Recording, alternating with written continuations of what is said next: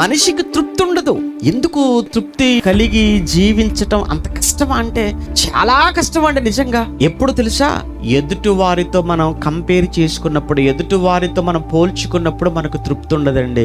మన కలిగి ఉన్నది మనం చూసుకొని దేవునికి స్తోత్రం అనుకుంటే అసలు ఏ ప్రాబ్లం లేదు. చాలా మందిలో ఉండే ఆలోచన, వాళ్ళు చేసే తప్పుడు ఆలోచన ఏంటంటే, ఏమండి మనకు చూసారా, మనకంటే వెనకాల వచ్చాడండి, మనకంటే ఎవడు చిన్నవాడండి, మనకంటే వెనకొచ్చాడు, మనకంటే చిన్నవాడండి, కారు కొనిసాడండి, మనకంటే వెనక చాలా చిన్నవాడండి, ఎవడు ఇల్లు కట్టేశాడండి, మనకంటే చిన్నవాడండి, కార్లు ఏమండి స్థలాలు కొనిసాడండి. ఇవ్వండి వద్దు.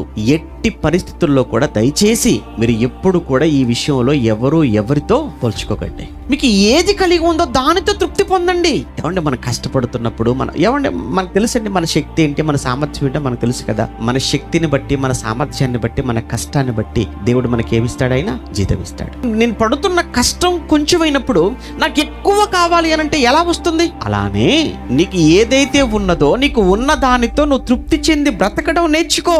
లేదు అని అనుకుంటే ఏమైపోతావు అంటే చాలా సమస్యల్లోనికి వెళ్ళిపోతావు.